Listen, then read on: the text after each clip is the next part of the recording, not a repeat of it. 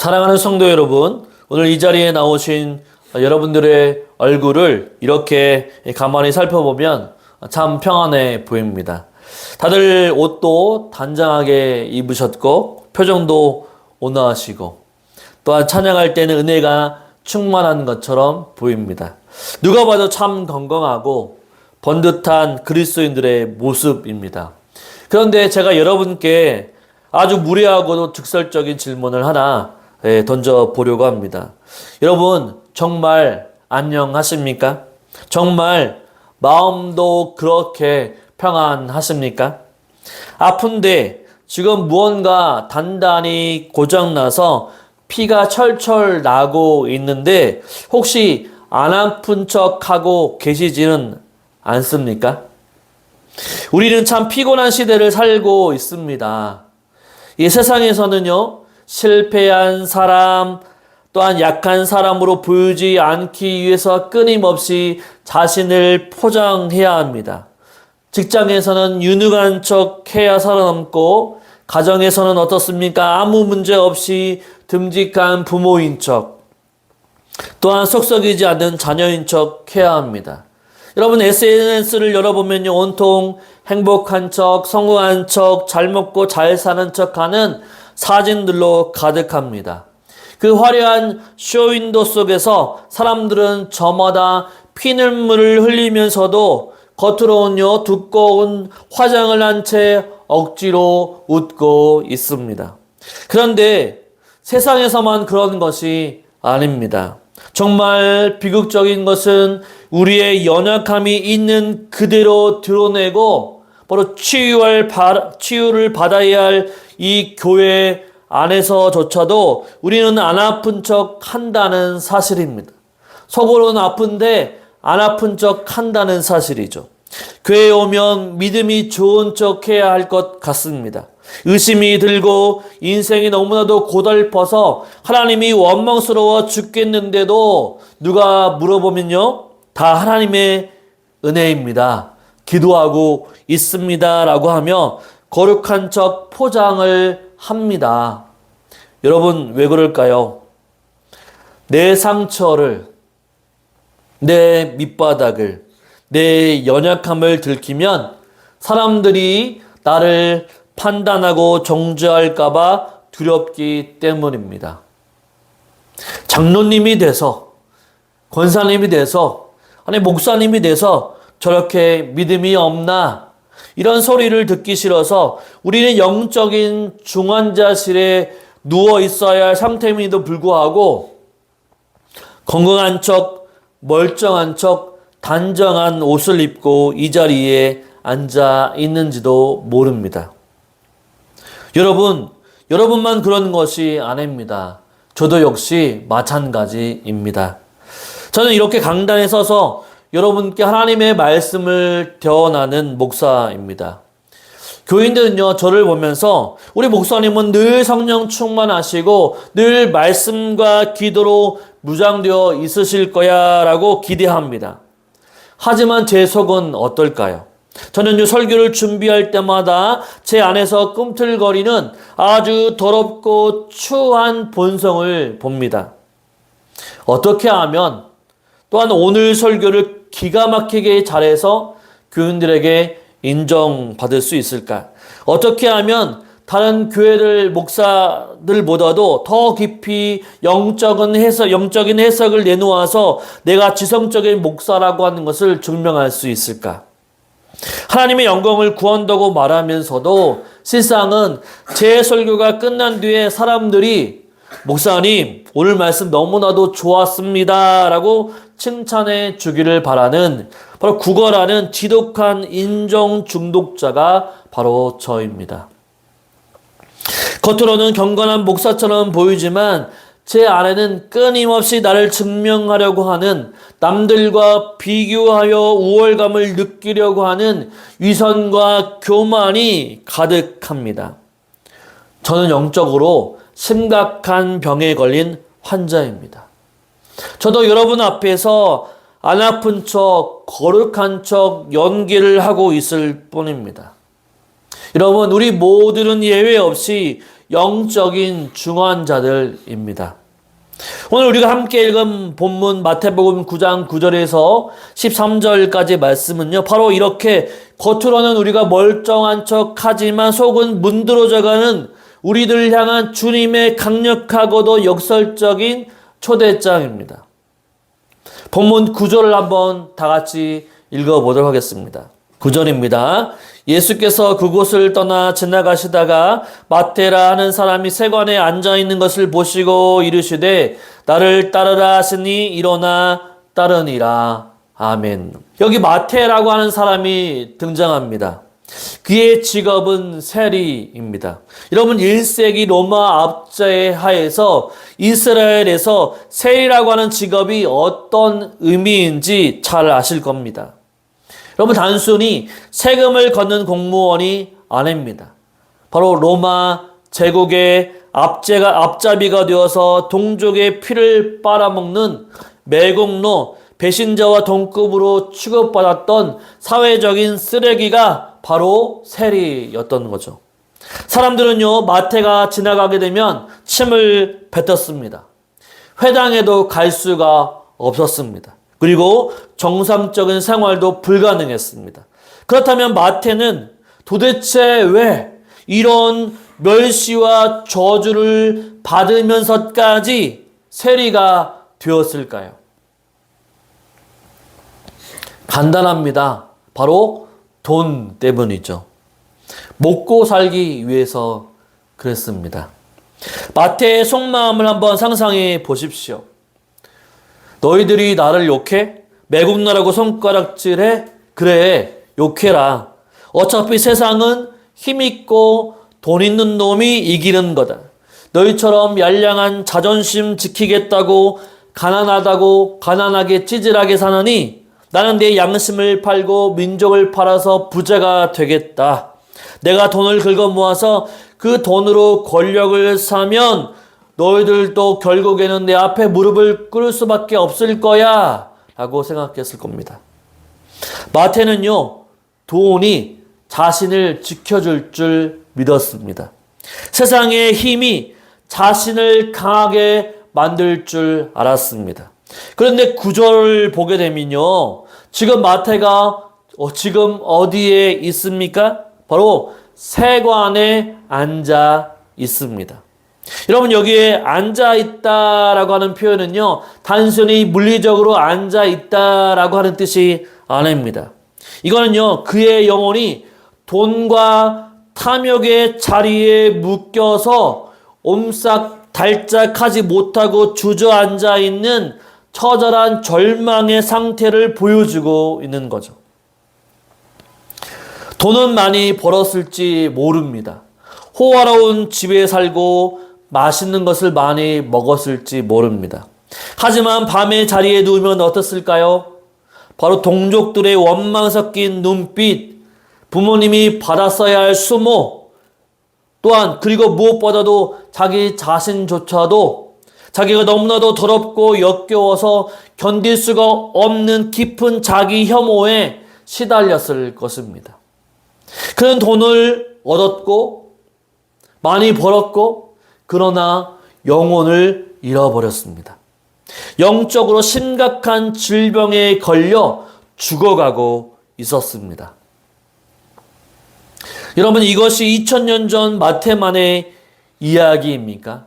바로 오늘 치열한 생존 경쟁 속에서 하루하루를 버텨내고 있는 우리들의 이야기는 아닙니까? 목사님, 믿음이 밥 먹여줍니까? 세상은 전쟁터입니다. 양심 다 지키고 주일 다 지키고 말씀대로 정직하게 살면 누가 알아줍니까? 결국 바보 취급당하고 도태될 뿐입니다. 어떻게든 살아남아야 내 새끼들 먹여 살릴 것 아닙니까? 이런 절박함 속에서 때로는 세상에 적당히 타협하고 때로는 남을 밟고 올라서면서 속으로는 내가 지금 뭘 하고 있는 건가 싶으면서도 멈추지 못해 세관에 주저앉아 있는 현대판 마태가 바로 저와 여러분 아닙니까? 여러분, 그런데 이상한 게 있습니다. 그렇게 세관에 주저앉아 썩어가고 있는 마태에게 예수님은 다가오십니다. 다가와 주십니다. 그리고 단 한마디를 던지십니다. 나를 따르라. 여러분, 이 장면을 아주 쉽게 풀어보겠습니다. 만약 저와 여러분이 예수님이라고 한다면 마태 같은 사람을 제자로 부를 때 어떻게 하시겠습니까? 아마도 이렇게 조건부로 말씀하셨을 것입니다. 야, 마태야, 너는 그동안 동족의 앞에서 피눈물을 흘리게끔 동족들에게 피눈물 흘리게 한 것도 다 알고 있지? 일단 네가 부당하게 뺏은 돈 다 원래 주인한테 돌려줘라. 그리고 세관 때려치우고 나와서 목욕을 재개하고 한 달 동안 금식 기도하면서 회개해. 그런 다음에 내가 너를 테스트해보고 합격하면 내 제자가 되어줄게. 우리는 늘 이런 식으로 사람을 받아들입니다. 내가 깨끗해져야, 내가 조건을 갖추어야, 내가 무조건 훌륭한 행위를 보여야 하나님이 나를 사랑해 주시고 나를 써주실 거야 라고 생각을 합니다. 여러분, 이것이 바로 종교입니다. 종교. 하지만 예수님은 그렇게 말씀하지 않으셨죠. 예수님은 마태가 아직 세관에 앉아있을 때, 즉 그가 여전히 죄악의 한복판에서 냄새나고 더러운 상태로 바로 있을 때, 바로 그때 예수님이 마태를 제자로 부르셨습니다. 어떤 조건도 요구하지 않으셨습니다. 마태가 먼저 회개한 것도 아니었습니다. 네가 병들었구나. 네가 지금 돈이라고 하는 우상에 짓눌려 죽어가고 있구나. 내가 의사로서 너를 고치러 왔다. 일어나라. 함께 가자. 바로 이것이 은혜입니다. 우리의 자격과 행위에 근거하지 않는 100% 예수 그리스도의 일방적인 주권과 은혜입니다. 그래서 마태는 그 압도적인 은혜 앞에 모든 것을 버려두고 예수님을 따르게 됩니다. 예수님을 만난 마태는 너무나도 기뻐서 자기 집에서 큰 잔치를 베풉니다. 10절을 보십시오. 그 잔치 자리에 바로 마태와 비슷한 수많은 세리들과 죄인들이 예수님과 함께 상에 앉아서 음식을 먹고 있었습니다. 바로 죄인들, 불량배들, 동네에서 바로 쓰레기 같은 인간들이라고 취급받는 사람들이 다 모여서 밥을 먹었습니다. 그런데 이 꼴을 도저히 참지 못하는 사람들이 등장하죠. 바로 11절 바리새인들입니다. 우리 11절의 말씀을 한번 읽어보겠습니다. 바리새인들이 보고 그의 제자들에게 이르되 어찌하여 너희 선생은 세리와 죄인들과 함께 잡수시느냐. 아멘. 여러분, 바리새인들을 시대의 악당이나 괴물로 생각하지 마십시오. 오늘날로 치면요, 그들은요, 우리 교회에서 가장 신앙생활을 잘하는 엘리트들입니다. 주일 성수 절대 안 빠지고요. 11조 정확히 되고 새벽기도 매일 나오고요. 교회 봉사는 도맡아서 하는 너무나도 훌륭하고 모범적인 사람들입니다. 그들은 하나님의 율법을 철저히 지켰습니다. 죄인들과는요, 밥도 같이 안 먹고 옷도 스치지 않는 그런 사람이죠. 왜 그렇습니까? 바로 자기들은 건강하다고 믿었기 때문이죠. 자신들은요, 저 더러운 쇠리들이나 바로 죄인들, 매국노들과는 질적으로 다른 거룩하고 영적으로 흠없는 존재라고 굳게 믿었습니다. 그래서 그들은요, 예수님이 죄인들과 밥을 먹는 것을 보고 격분한 것이죠. 속으로 이렇게 따졌을 것입니다. 아니, 예수님, 당신이 진짜 선지자라고 한다면 우리처럼 경건하고 성경을 많이 읽고 금식을 많이 하는 사람들과 밥을 먹으면서 수준 높은 신학 토론을 하셔야지 어떻게 저런 쓰레기들, 저 병균 같은 인간들과 한상에서 밥을 먹습니까? 격떨어지게. 여러분, 이 바리새인들의 모습 속에서 혹시 우리들의 얼굴이 보이지 않습니까? 우리는요, 교회 안에서 조금만 종교적인 열심을 내면 금세 목에 힘이 들어갑니다. 내가 40일 특별 새벽 기도를 완주하고 나면 늦잠 자서 주일 예배만 겨우 나오는 성도들을 보면 속으로 정죄하죠. 저렇게 신앙생활을 대충 하니까 삶이 제대로 풀릴 수가 있는가? 라고 얘기하죠. 내가 헌금을 많이 하고 봉사를 많이 하게 되면 은근히 대우받기를 원합니다. 내가 이 교회를 위해서 얼마나 희생했는데 감히 나를 알아주지 않아? 라고 하는 거죠. 바로 이것이 바리새인들의 바로 치명적인 질병이었습니다. 그들은요, 자신들이 영적으로 건강하다고 굳게 믿었지만 어떻습니까? 실상은요, 교만과 자기 의라고 하는 가장 악성 종양에 걸려 죽어가고 있었습니다. 몸에 바로 암세포가 온통 퍼져 있는데도 바로 진통제를 맞아가면서 자기는 감기조차 걸리지 않는 건강한 사람이라고 우기고 있는 꼴이었죠. 이들을 향해서 예수님께서는 인류 역사상 가장 위대한 선언, 복음의 정수가 담긴 말씀을 12절에서 말씀해 줍니다. 우리 12절 말씀 한번 읽어볼까요? 같이 있습니다. 께서 들으시고 이르시되 건강한 자에게는 의사가 쓸데없고 병든 자에게야 쓸데있느니라. 아멘. 예수님은 지금 우리의 근본적인 문제를 다시 정리하고 계십니다. 사람들은요, 죄를 단순히 법을 어긴 것이라고 생각합니다.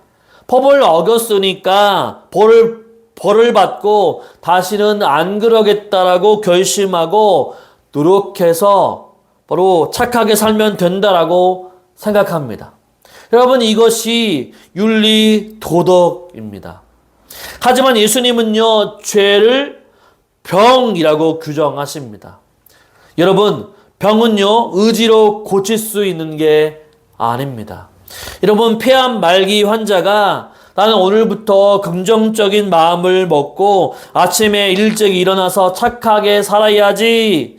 그러면 내 암세포가 사라질 거야 라고 백날 다짐해봐야 아무 소용이 없습니다. 병은요, 내가 노력한다고 해서 나는 것이 아니라 외부에서 실력 있는 의사가 개입해서 수술을 하고 치료약을 투여해야만 고쳐지는 거죠. 여러분, 마찬가지입니다. 우리는 우리 스스로를 구원할 수 없는 존재입니다. 오늘부터 화내지 말아야지, 오늘부터 음란한 생각을 하지 말아야지, 오늘부터 이기적으로 살지 말아야지 수천 번 다짐해 보십시오. 됩니까? 네, 돼요? 안 됩니다. 작심삼일은커녕 돌아서면요, 똑같은 죄를 반복하는 것이 우리 인간의 타락한 본성입니다. 그래서 저는 오늘 여러분께 기독교의 불편한 진실을, 아니 가장 영광스러운 복음의 역사를 선포합니다. 여러분, 우리가 열심히 노력해야 구원받는 것이 아닙니다. 우리는 할 수가 없습니다. 우리는 우리 자신을 개혁할 능력이 전혀 없습니다. 아무리 말씀을 많이 읽고 기도를 많이 해도 우리 안에 솟아나는 것은 죄와 이기심 뿐입니다. 스스로의 노력으로 거룩해지려고 하면 할수록 우리는 바리새인처럼 더 교만하고 위선자가 될 뿐입니다. 우리는요, 전적으로 타락했고 전적으로 무능하며 불치병에 걸려 죽어가는 환자들입니다. 우리의 스스로의 노력으로는 절대 안 됩니다. 그래서 오직 의사이신 예수 그리스도가 우리에게 필요한 거죠. 이어서 예수님은 13절에서 구약의 호세아 6장 6절의 말씀을 인용합니다. 우리 13절 한번 읽어볼까요? 13절입니다. 너희는 가서 내가 긍휼을 원하고 제사를 원하지 아니하노라 하신 뜻이 무엇인지 배우라. 나는 의인을 부르러 온 것이 아니요 죄인을 부르러 왔노라 하시니라. 아멘. 여러분, 긍휼을 원하고 제사를 원하지 않는다, 이 말씀은요 아주 쉽게 풀어드리겠습니다. 여러분, 여기서 제사라고 하는 단어는요 바로 하나님과 거래하려고 하는 우리의 모든 종교 행위를 의미합니다. 하나님, 제가 이번 달에 11조를 이만큼 했고요, 주일 예배를 한 번도 안 빠졌고요, 하나님 앞에 열심히 봉사도 했습니다. 자, 제가 이렇게 훌륭한 제사를 드렸으니까 하나님께서 이제 제 사업도 잘 되게 해주시고 우리 자녀들 명문대 가게 해주세요 라고 하는 거죠. 바로 이것이 바리새인들이 드린 제사였습니다. 그들은요 하나님 앞에 자신들의 행위를 들이밀면서 당당하게 권리를 주장하고 있는 거죠. 하지만 하나님이 정말 원하시는 것은 그런 가식적인 이력서가 아닙니다. 하나님이 원하시는 것은 긍휼이죠. 긍휼. 여러분, 긍휼이라고 하는 히브리어 단어는요 헤세드라고 하는 단어입니다. 여러분 많이 들어보셨죠? 헤세드. 즉 자격 없는 자에게 베푸시는 언약적이고 또한 무조건적인 사랑을 의미하는 것이 헤세드입니다. 동시에 우리 편에서는 하나님께 나아갈 때 가져야 할 바로 긍휼한 마음, 즉 자신의 비참함을 깨닫고 하나님의 은혜만을 구하는 상한 심령을 의미합니다. 이런 거죠. 하나님, 저는 세리 마태처럼 돈을 우상으로 삼고 살아온 병자입니다. 하나님, 저는 바리새인처럼 겉으로는 거룩한 척하면서 남을 짓밟고 우월감을 느낀 위선자입니다. 저희 행위로는 구원받을 길이 없습니다. 저를 불쌍히 여겨주십시오. 저를 살려주십시오. 라고 긍휼한 마음으로 주님 앞에 나아가는 거죠. 이렇게 자신의 병을 인정하고 의사 앞에 자신의 배를 드러내는 자, 철저히 두 손 들고 항복하는 그 죄인을 부르러 예수님이 오셨다는 것입니다. 만약 여러분이 나는 의인이다, 나는 문제없다, 나는 건강하다라고 생각하신다면 바로 예수님은 여러분과 아무런 상관이 없는 분입니다. 왜냐하면 건강한 자에게는 의사가 쓸데없기 때문입니다. 사랑하는 성도 여러분, 의사이신 예수님이 이 땅에 오셔서 우리를 어떻게 고치셨습니까? 약을 주고 처방전만 써주고 가셨습니까? 절대 아닙니다. 세상에 이런 의사는 없습니다. 예수님은요, 냄새나고 전염병이 창궐하는 우리의 세관, 바로 우리의 더러운 식탁 한가운데로 직접 걸어 들어오셨습니다. 그리고 우리가 앓고 있는 그 죽을 병, 영원한 형벌을 받아야 할 그 저주받은 죄악의 질병을 바로 친히 자신의 몸에 옮겨 담으셨습니다. 여러분, 십자가를 바라보십시오. 죄가 하나도 없으신 그분이 가장 끔찍한 병자인 것처럼, 가장 악독한 죄인인 것처럼 벌거벗겨진 채 나무에 매달려 어떻습니까? 피와 눈물을 다 쏟아내셨습니다. 내가 맞아야 할 채찍을 그분이 맞으셨고 내가 찢겨야 할 고통을 그분이 대신 당하셨습니다. 의사가 환자를 살리기 위해 환자의 불치병을 자기 몸에 주사하고 대신 죽어주신 것입니다. 우리가 지금 이 자리에 앉아 예배할 수 있는 것은 우리가 일주일 동안 남들보다 좀 더 착하게 살았기 때문이 아닙니다. 내가 봉사를 많이 했기 때문도 아닙니다. 이 모든 것은 오직 하나, 나의 죄를 대신 짊어지시고 십자가에서 죽으시고 부활하신 그리스도의 공로 때문입니다.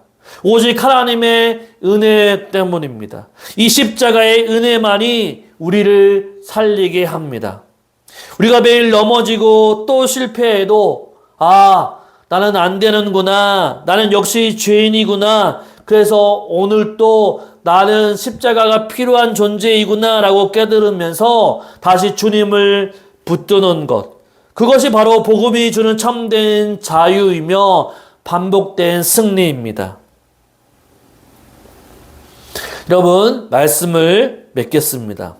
여러분, 더 이상 교회에서 안 아픈 척, 멀쩡한 척, 믿음 좋은 척 연기하지 마십시오. 그렇게 가면을 쓰고 살면요, 숨이 막혀 죽습니다. 교회는요, 영웅들이 모여서 무용담을 자랑하는 사교 클럽이 아닙니다. 교회는요, 영적인 중환자실입니다. 나도 아프고 저 사람도 아파서 오직 위대한 의사이신 예수 그리스도의 수액을 맞아야만 겨우겨우 하루하루 살아갈 수 있는 병자들의 모임이 바로 교회입니다. 그러니 서로의 약함을 바라볼 때 손가락질하지 마십시오.